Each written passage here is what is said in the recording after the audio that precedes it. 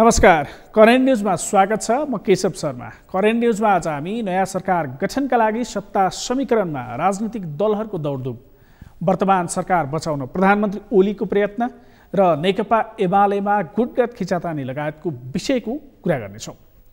सर्वोच्चले Nepal communist party नेकपा नाम केपी ओली र पुष्पकमल दाहालले अध्यक्षता गरेको पार्टीलाई दिन नमिल्ने फैसला गरेसँगै नयाँ सरकार गठनका लागि राजनीतिक दलहरूको दौडधुप सुरु भएको छ। तर अहिलेसम्म कसले आगामी सरकारको नेतृत्व गर्ने, सत्ता साझेदारी कसरी गर्ने भन्ने विषय टुङ्गोमा पुग्न सकेको छैन। यता प्रधानमन्त्री ओली समेत वर्तमान सरकारको निरन्तरताका लागि प्रयासरत रहेका छन्। यसै अनुरूप दलहरू बीचमा छलफल जारी छ। सत्ता समीकरणको दौडधुप चलिरहँदा निर्णायक शक्ति मानिएको जसपा नेपालले कुनै निर्णय गर्न सकेको छैन। अन्तिम समयमा आएर जसपा नेपालको कार्यकारिणी समितिको बैठक समेत बस्न सकेन। जसपा नेपालमा सरकार गठनका सन्दर्भमा दुईधार प्रश्न देखिएको छ। नेकपा एमाले र माओवादी केन्द्र पूर्ववत अवस्थामा फर्किएपछि सत्ताका लागि निर्णायक दल जनता समाजवादी बनेको छ। वर्तमान सरकार टिकाउन प्रधानमन्त्री केपी शर्मा ओलीले जसपाका नेतासँग छलफल गरिरहेका छन्। माओवादी केन्द्रले पनि जसपाका नेतासँग छलफल गरिसकेको छ। नेपाली कङ्ग्रेसले सरकार बनाउने अवस्थामा पनि जसपा निर्णायक शक्ति बन्नेछ। सरकार बचाउनका लागि 138 सांसद आवश्यक पर्नेमा एमालेसँग 121 छन्। अब संसदमा सबैभन्दा ठूलो दलका रूपमा नेकपा एमाले, दोस्रोमा कङ्ग्रेस, माओवादी केन्द्र र चौथोमा जसपा नेपाल रहनेछन्। अहिलेको अवस्थामा जसपा नयाँ सरकार गठनका लागि निर्णायक शक्ति बनेको छ। तर जसपाभित्र सरकारमा जानका लागि दुईधार देखिएको छ। महन्त ठाकुर र राजेन्द्र महतो आफूहरूले उठाएका मुद्दामा प्रतिबद्धता आए ओलीकै नेतृत्व वा अन्यको नेतृत्वमा पनि सरकारमा जान तयार छन्। तर डाक्टर बाबुराम भट्टराई र उपेन्द्र यादवले भने अझै केही समय हेर्नुपर्ने भन्दै आवश्यक पर्दा सरकारको नेतृत्वका लागि समेत मौका मिलाउनु पर्नेमा जोड दिँदै आएका छन्। नेपाली कङ्ग्रेस समेत सत्ता समीकरणको दौडमा लागेको छ। तर अहिलेसम्म कसको नेतृत्वमा सरकार गठन हुने भन्ने अन्योलता भने कायमै छ। अन्योलता कायमै रहेका कारण माओवादी केन्द्रले सरकारलाई दिएको समर्थन समेत फिर्ता लिन सकेको छैन। यस्तो अवस्थामा ओली सरकारकै निरन्तरता वा नयाँ सरकार बन्ला यसै भन्न सकिने अवस्था छैन। संसद पुनर्स्थापना भएको भोलिपल्टै सरकार परिवर्तन गर्छौँ भनेका नेकपा एमाले बाहेकका राजनीतिक दलहरू एक ठाउँमा उभिन सकेका छैनन्। यता नेपाली कङ्ग्रेसले सरकारको नेतृत्व लिनका लागि राजनीतिक वातावरण नबनिसकेको प्रतिक्रिया दिएको छ। वर्तमान राजनीतिक परिस्थितिमा प्रधानमन्त्रीको पदको लालसा पनि पाल्ने र सरकारको नेतृत्वका लागि अग्रसर पनि नहुने भन्ने आरोप लागिरहेका बेला कङ्ग्रेसको यस्तो धारणा आएको हो। यद्यपि परिस्थिति बनेको अवस्थामा प्रधानमन्त्रीको पदीय जिम्मेवारी लिनबाट पनि नभाग्ने मनस्थितिमा कङ्ग्रेस रहेको छ।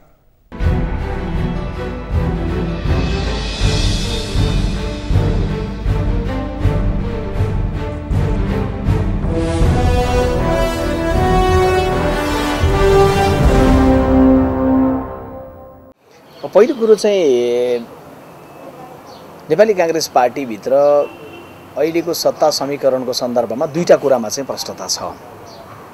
पहिलो कुरो चाहिँ प्रतिनिधि सभाको पुनर्स्थापना पछाडि एक हिसाबले भन्ने हो भने सम्माननीय प्रधानमन्त्रीजीका सामुन्ने नैतिक प्रश्नै उठिसकेको हो नि। र नेपाली काङ्ग्रेस पार्टीले वैशाख 17 गते 2077 साल वर्ष दिन पुग्न लाग्यो। हामीले त निर्णय नै गरेको त्यसबेला कोरोनाकै बेलामा कि वर्तमान सरकारले शासन गर्ने नैतिक र राजनीतिक आधार गुमाइसक्यो। अझै गम्भीर नैतिक प्रश्न त संसदको पुनर्स्थापनापछि उत्पन्न भएकै हो। त्यसैले नेपाली काङ्ग्रेस पार्टी विकल्पको खोजी गर्ने सवालमा बिल्कुलै प्रष्ट छ, एकमत पनि छ। तर विकल्पलाई राजनीतिक परिस्थितिले मात्रै होइन, त्यसलाई गणितीय कुराले पनि निश्चित गर्छ। गणितीय कुराले पनि त्यसलाई टुङ्गो लगाउनु पर्ने हुन्छ। त्यसरी जाँदै गर्दाखेरि चाहिँ दुईटा विकल्प हो। एउटा विकल्प सम्माननीय प्रधानमन्त्रीजीले आफैले राजीनामा दिएर मार्ग प्रशस्त गर्ने, जुन कुरो सुदूरसम्म पनि उहाँबाट त्यो सम्भावना अहिले देखिएको छैन। दोस्रो विकल्प भनेको चाहिँ उहाँभन्दा फरक रहेको नेपाली काङ्ग्रेस पार्टी अथवा चाहिँ कमरेड प्रचण्डले नेतृत्व गर्नुभएको माओवादी या जनता समाजवादी पार्टीले एक ठाउँ उभिएर निर्णयमा पुग्ने भन्ने विषय हो। नेपाली काङ्ग्रेस पार्टीभित्रैको विषयको सन्दर्भमा चाहिँ पार्टीका वरिष्ठ नेता रामचन्द्र पौडेलले, पार्टीका अर्का नेता कृष्णप्रसाद सिटौलाले, अरू सबै नेताहरूले सरकार काङ्ग्रेसको बन्नुपर्छ र अझ प्रधानमन्त्री चाहिँ पार्टीको सभापति शेरबहादुर देउवाने बन्नुपर्छ भनेर सार्वजनिक रूपमै पनि भन्नुभएको छ, सभापति जिल्ला बैठकमा पनि भन्नुभएको छ। तर स्वयं सभापति शेरबहादुर देउवालले चाहिँ किन अग्रसरता लिनु भएन प्रधानमन्त्री बन्ने कुराको लागि भनेर उब्जिएको कुरालाई दुईटा कुरा यसमा चाहिँ म क्लियर गर्न चाहन्छु। पहिलो कुरो शेरबहादुर देउवालाई प्रधानमन्त्री पद एकदमै चाहिएको छ, प्रधानमन्त्री पद चाहिरहन्छ भन्ने खालको जुन आक्षेपहरू लागिरहन्थ्यो, उहाँले प्रधानमन्त्री बन्ने कुराको सन्दर्भमा चाहिँ हामीलाई 74 सालको निर्वाचनले नै प्रधानमन्त्री नबन्ने गरी सरकारभन्दा बाहिर बस्ने गरी म्यान्डेट दिएको अवस्था हो। त्यसकारणले त्यो अग्रसरता त्यतिकै लिइहाल्नुहुन्न, प्रधानमन्त्री पदकै लागि लोभ गर्नुहुन्न भनेर उहाँले भनेको। तर सँगैमा के हो भने आइहाल्यो जिम्मेवारी पनि नभाग्ने पनि भन्नुभएकै हो हैन। यद्यपि यो पनि स्पष्ट हामी छौँ, नेपाली काङ्ग्रेस पार्टी स्पष्ट छ कि 74 सालको म्यान्डेट नेपाली काङ्ग्रेस पार्टीलाई प्रमुख प्रतिपक्षी दलको रूपमा हो। सरकारले राम्रो गर्दा सघाउने, नराम्रो गर्दै गर्दा औँला ठडाउने। तर जसलाई सत्ता चलाउने म्यान्डेट, त्यो म्यान्डेट खण्डित भइसकेको अवस्था छ। सत्ता चलाउन नेपाली जनताले नेपाल कम्युनिस्ट पार्टी एमालेलाई या माओवादीलाई दिएको होइन, एमाले र माओवादीको गठबन्धनलाई दिएको हो। त्यो गठबन्धन सम्मानित सर्वोच्च अदालतको पछिल्लो फैसला पछाडि दुईटा दल अलग भइसकेपछि त्यो गठबन्धन पनि भत्कियो र जनताले दिएको त्यो म्यान्डेट पनि खण्डित भइसक्यो। र अहिले उहाँहरूले चाहिँ हामीलाई नै दिएको भनेर भनिरहनु पर्ने, अडिरहनु पर्ने अवस्था बिल्कुलै छैन।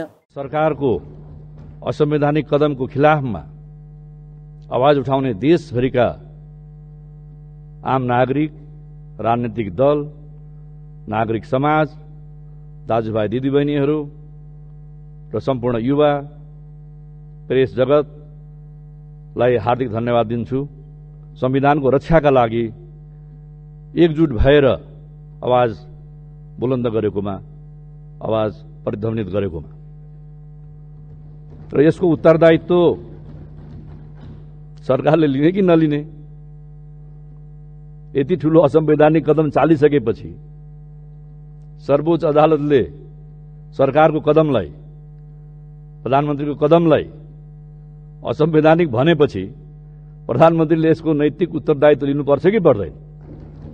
यसको जवाफ दिनुपर्छ कि पर्दैन?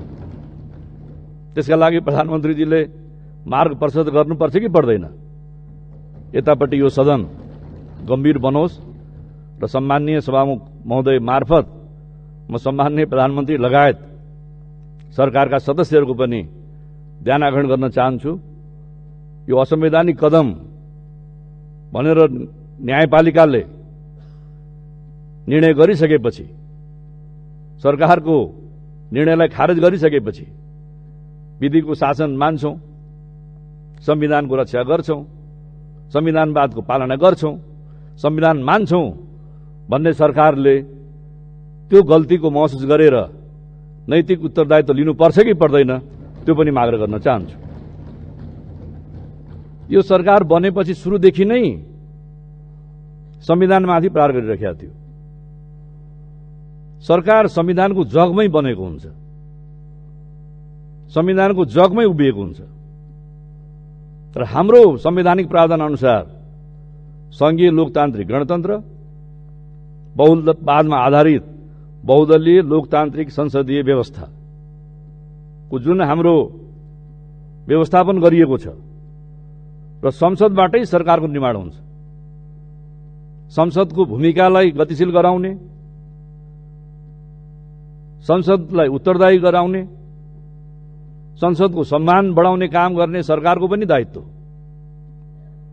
त्यस्तै संविधानको रक्षा गर्नु र पालना गर्नु सरकारको पहिलो कर्तव्य हो, पहिलो दायित्व हो। तर यो सरकार बनेदेखि निरन्तर संविधानमाथि प्रहार गरिरहेको छ। संविधानले नेपाली नागरिकलाई मौलिक अधिकार प्रदान गरेको छ। त्यसमध्येमा सबभन्दा महत्वपूर्ण मौलिक अधिकार विचार र अभिव्यक्तिको स्वतन्त्रता हो। सरकार बनेकै दिनबाट विचार र अभिव्यक्तिको स्वतन्त्रतामाथि यसले गम्भीर प्रहार गरेको छ।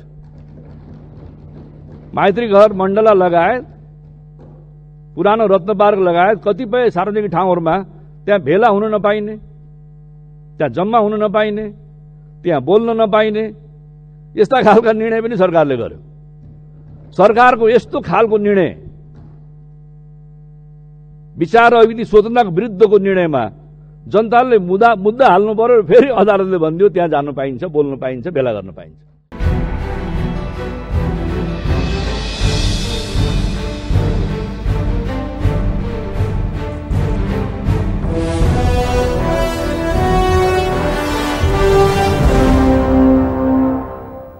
सत्ता समीकरणको हिसाब किताब सुरु भएपछि अहिले 34 सांसद रहेको जसपा ओली सरकार जोगाउन र नयाँ सरकार गठनका लागि निर्णायक शक्ति बनेको छ।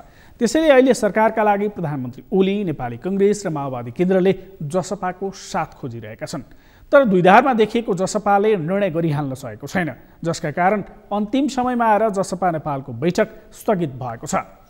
जसपाले सरकारमा जाने आफ्ना माग अघि सारेको छ। उसले आफ्ना माग पूरा गर्छ, उसैसँग सत्ता साझेदारी गर्ने बताए पनि माग पूरा नहुँदासम्म नयाँ सरकार बनाउने वा अहिलेकै सरकारको निरन्तरता भन्ने विषयमा जसपा तटस्थ बस्यो भने त्यसको फाइदा ओलीलाई नै पुग्नेछ। त्यसैले पनि माओवादी केन्द्रले तत्काल सरकारलाई दिएको समर्थन फिर्ता लिएको छैन। माओवादी केन्द्रले समर्थन फिर्ता लिँदा प्रधानमन्त्रीले विश्वासको मत लिनुपर्नेछ। तर वर्तमान प्रधानमन्त्रीले विश्वासको मत पनि लिन नसक्ने, नयाँ सरकार पनि गठन हुन नसक्ने अवस्थामा प्रधानमन्त्रीको सिफारिसमा राष्ट्रपतिले प्रतिनिधि सभा विघटन गरी 6 महिनाभित्र अर्को प्रतिनिधि सभाको निर्वाचन सम्पन्न हुने गरी निर्वाचनको मिति तोक्न सक्ने भए माओवादी केन्द्रमा देखिएको छ। अहिलेको संसद संख्या अनुसार नेकपा एमाले अर्थात् अहिलेको सरकार जोगाउनका लागि 18 सांसद आवश्यक छ, जसका लागि एमाले अध्यक्ष तथा प्रधानमन्त्री केपी शर्मा ओलीले जसपाको साथ खोजेका छन्। उता नेपाली कांग्रेस र माओवादी केन्द्रका लागि समेत नयाँ सरकार गठनका लागि जसपाको साथ अनिवार्य भएको छ। प्रधानमन्त्री ओलीले नै राजीनामा दिए सहज हुने ठानेका दलका नेताहरूले प्रधानमन्त्रीले नैतिकताका आधारमा राजीनामा दिनुपर्ने बताउन अझै छोडेका छैनन्, तर उनलाई अविश्वासको प्रस्ताव ल्याएर हटाइहाल्न भने सकेका छैनन्।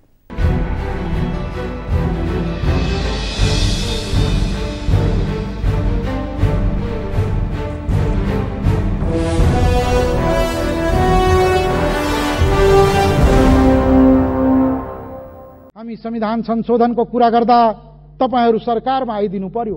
हामी रेशम चौधरीको कुरा गर्दा सरकारको लेनदेनको विषय बनाउँछ। मलाई लाग्छ रेशम चौधरी सरकारको लेनदेनको विषय हुनु हुँदैन, त्यो शर्तको रूपमा बुझ्नु हुँदैन, नत्र त्यो राजनीति बेइमानी हुन्छ। त्यो राष्ट्रिय समस्या हो, राजबन्दी हो।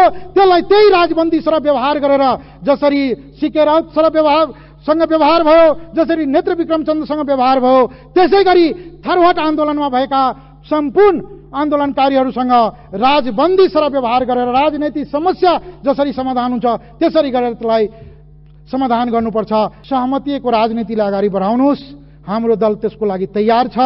हाम्रो बारेमा मिडियामा जसरी कुरा आएको छ कि जनता समाजवादी पार्टी अहिले निर्णायक छ, यता कोही उता, म यो सम्मानित सदनलाई र सम्पूर्ण नेपाली जनतालाई के निवेदन गर्न चाहन्छु भने जनता समाजवादी पार्टी एक ढिक्का छ र कसैको कारणले हामी फुट्नेवाला छैनौं। हामी कुनै लोभ लालचमा फस्नेवाला छैनौं। हामी विवेकपूर्ण देशको हितमा हामी यो मुलुकलाई अगाडि बढाउनको लागि हामी सही समयमा सही निर्णय लिन्छौं।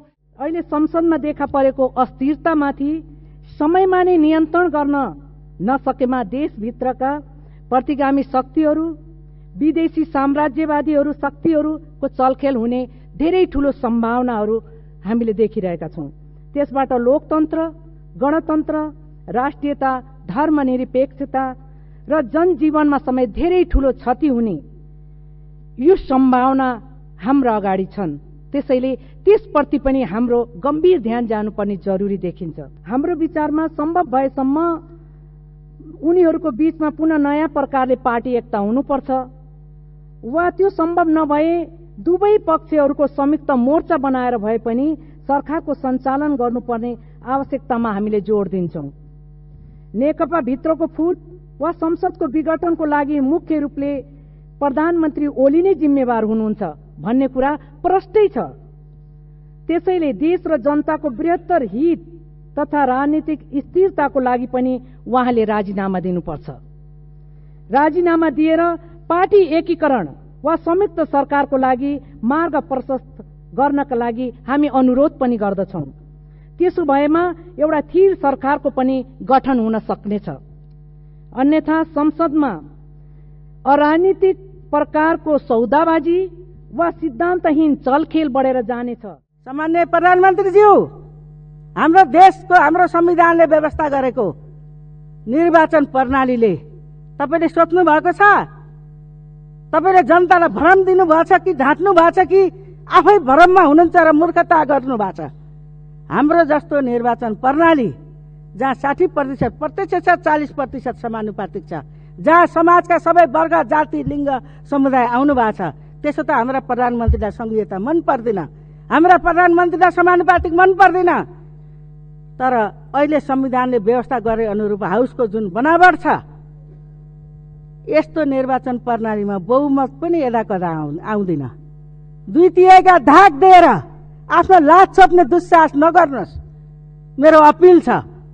यस्तो निर्वाचन प्रणालीमा एउटा विशिष्ट छेड थियो, दुईटा ठूला कम्युनिस्ट पार्टी मिलेको देशलाई समाजवादतिर लैजाने, राजनीतिक स्थिरतातिर लैजाने जनताको इच्छा र आकांक्षाको अभिव्यक्ति थियो गत निर्वाचनको परिणाम।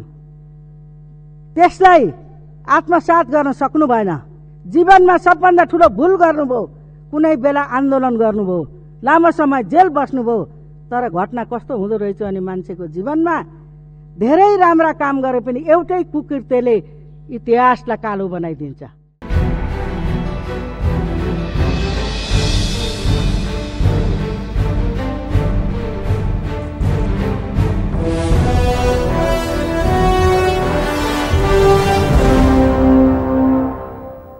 राजपा र समाजवादी पार्टी एकीकरण भएपछि बनेको जसपा वर्तमान सरकार जोगाउने वा नयाँ सरकार गठन दुवैका लागि निर्णायक शक्ति बनेपछि पार्टीभित्र द्विधार देखिएको छ। कोसँगको सहकार्यमा सरकारमा सहभागी हुने भन्ने विषयमा द्विधारले जसपाको भविष्य कस्तो हुन्छ भन्ने समेत चासोका साथ हेरिएको छ। प्रतिनिधि सभा पुनर्स्थापित भएदेखि नै प्रधानमन्त्री ओलीको विकल्प खोजी भइरहेको छ। कांग्रेसको नेतृत्वमा अविश्वासको प्रस्ताव दर्ता गरेर ओलीको विस्थापन गर्ने गरी तत्कालीन नेकपाले गृह कार्य गरेको भए पनि सर्वोच्चको फैसलापछि प्रधानमन्त्री ओलीको विकल्प खोजिरहेको माधव कुमार लगायतका नेताहरू ओलीकै नेतृत्वमा बस्न बाध्य छन्। नेकपा एमालेमा माधव कुमार नेपाल समूहलाई पार्टी फुटाएर जान आवश्यक संख्या समेत पुग्दैन, जसका कारण उनको समूहका नेताहरू एमालेमै रहनुको विकल्प छैन। उता पुष्पकमल दाहाल नेतृत्वको माओवादी केन्द्र संसदमा तेस्रो दलका रूपमा रहेको छ। यसले संसदमा पुनर्स्थापनापछि ओलीलाई हटाउने उद्घोष गरेका दाहालले अहिलेको अवस्थामा सरकारलाई दिएको समर्थन फिर्ता समेत लिएका छैनन्। एमालेमा फर्किएका नेताहरूले ओलीकै नेतृत्वमा सरकार चल्ने बताइरहँदा अब ओली सरकारकै निरन्तरता वा नयाँ समीकरणका साथ नयाँ सरकार बन्ला यसै भन्न सकिने अवस्था छैन। करेन्ट न्युजमा अन्य प्रसङ्ग बाँकी नै छन्। एकैछिन विश्राम।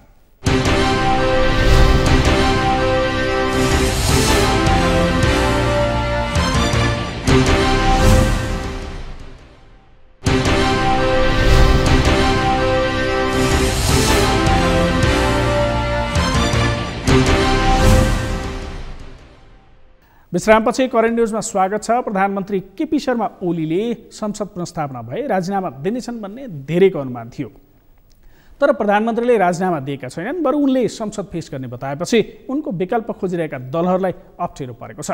उनीहरूले प्रधानमन्त्रीको विरुद्धमा अविश्वासको प्रस्ताव समेत ल्याउन सकेका छैनन्। नेकपा एमालेका ओली समूहका नेताहरूले ताजा जनादेशमा जाने इच्छा भएको भए पनि यही संसदबाट समाधान खोज्न सरकार बाध्य भएको बताउने गरेका छन्।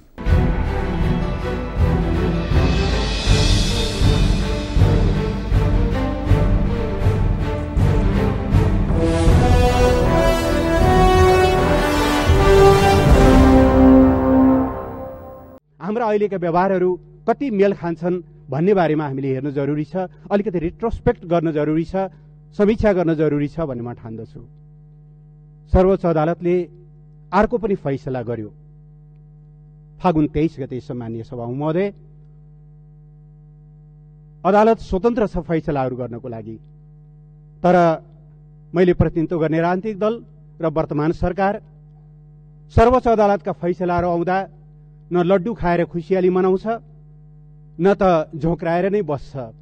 सर्वोच्च अदालतले आफ्नो ढङ्गले फैसला गरेको छ, उसले जे देखेको छ त्यो फैसला गरेको छ। तदनुरूप आफ्ना व्यवहारलाई अगाडि लैजाने दायित्व हाम्रो हो। सरकारको हिसाबले भन्ने हो भने, प्रधानमन्त्रीको हिसाबले भन्ने हो भने हामी दुईटै मुद्दा हारेका छौँ, तर पनि हारे पनि हामीले न अदालतलाई कुनै आलोचना या आक्षेप लगाएका छौँ न या अरू कुनै ढङ्गले अगाडि बढेका छौँ। फागुन 23 को फैसलापछि हामीले गएको 3 वर्ष अगाडि सुरु गरेको नेपालमा वामपन्थी राजनीतिक दलहरूलाई एकताबद्ध बनाउँदै अगाडि लैजाने हाम्रो जो एउटा प्रयास थियो, त्यो प्रयासमा तत्कालका लागि पूर्ण विराम लागेको अवस्था छ, या कमसेकम पनि अल्प विराम लागेको अवस्था छ। यद्यपि अदालतले पनि र निर्वाचन आयोगले पनि ढोका बन्द गरेको होइन, मिलेर जानका लागि अहिले पनि ठाउँ छ। तर पनि तत्कालका लागि तिमीहरूले जुन नाममा पार्टी दर्ता गर्यौ त्यो नाम पहिल्यै दर्ता भइसकेको हुनाले तिमीले त्यो दर्ता गरेको नाम मिलेन, त्यसकारणले तिमी पुरानै ठाउँमा फर्क, मिल्ने हो भने फेरि नयाँ नाम लिएर आऊ सहमतिका साथ भनेको अवस्थाभित्र हामी पुरानै ठाउँमा फर्केका छौँ। एक किसिमले हेर्ने हो भने हाम्रा 3 वर्षदेखिका प्रयासहरू शून्यमा पुगेका छन्। यद्यपि एकीकरणका आफ्नै खालका सङ्कटहरू थिए सभामुख महोदय। कस्तो थियो भनेदेखि एउटा लोककथाको प्रसङ्ग जस्तो, झरीमा रुच्दै गरेको ऊँटलाई बुढी आमाले साह्रै टिठाएर ओत लाग्न पहिले सुँड घुसाउन दिनुभयो, पछि सिङ्गै शरीर घुसाउन दिनुभयो। भरे त बुढी आमा नै बाहिर जानुपर्ने, उहाँ नै बेघरबार हुनुपर्ने जस्तो एकीकरणको जुन एउटा अवस्था थियो, त्यसले एकीकरण कसरी अगाडि बढ्थ्यो अदालतको यो फैसला नभएको भए पनि त्यो त आफ्नो ठाउँमा छ। तर पनि हामी निष्कर्षमा पुग्न सकेनौँ। अहिले नयाँ ढङ्गले अगाडि बढ्नुपर्ने परिस्थिति भएको छ। म सरकारको तर्फबाट, सत्तारूढ पार्टीको तर्फबाट सभामुख महोदय, सर्वोच्च अदालतका यी दुईटै फैसलाप्रति हाम्रो सम्मान छ र हामीले यी दुईटै कुरालाई कार्यान्वयन गरेर जान्छौँ। हामी फैसला अनुकूल आउँदा विजय उत्सव मनाउने या प्रतिकूल आउँदा जोग्राएर बस्ने गल्ती गर्दैनौँ। राजनीति दलहरूले तय गर्ने कुरा हो, राजनीतिक दलहरूले निर्धारण गर्ने कुरा हो। त्यसको न्यायिक सम्परीक्षण चाहिँ सर्वोच्च अदालतले गर्न सक्छ भन्ने बारेमा हामीले स्वीकार गरेको विधि हो। त्यसमा चित्त बुझ्नु नबुझ्नु आफ्नो कुरा भयो। हामी त्यसरी अगाडि बढ्छौँ।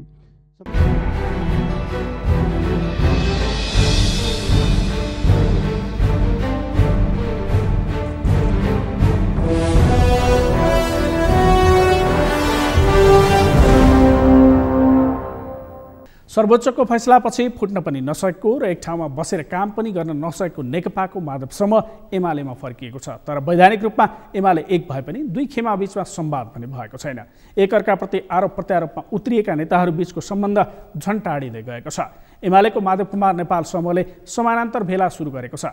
राष्ट्रिय कार्यकर्ता भेलापछि यो समूहले जनसङ्गठनहरूको समानान्तर सभा राखेको छ। सर्वोच्च अदालतले पुनर्स्थापना गरेको एमालेभित्र विवाद बढ्दै जाँदा समानान्तर गतिविधि पनि बढ्दै गएको छ। यसअघि ओलीले माधव कुमार नेपाल समूहका नेताहरूको जिम्मेवारी खोजेका थिए। ओलीले महासचिव बाहेकका सबै पदाधिकारी हटाएका थिए। यसरी एउटाले अर्को समूहको जिम्मेवारी खोज्ने अनि अर्को समूहले समानान्तर भेलाको आयोजना गर्दै जाँदा यसले नेकपा एमालेको भविष्य अब के होला, नेपाल समूहका नेताहरू कसरी अघि बढ्लान् भन्ने चासो बढेको छ। संसद पुनर्स्थापना, नयाँ सरकार गठन, राजनीतिक दलहरूको भूमिका लगायतका विषयमा विभिन्न अनुमान गर्दै आएको भए पनि यस्तै होला भनेर अनुमान गर्न भने कठिन छ। हवस् त, आजका लागि करेन्ट न्युज यति नै। म केशव शर्मा बिदा हुन्छु। नमस्कार।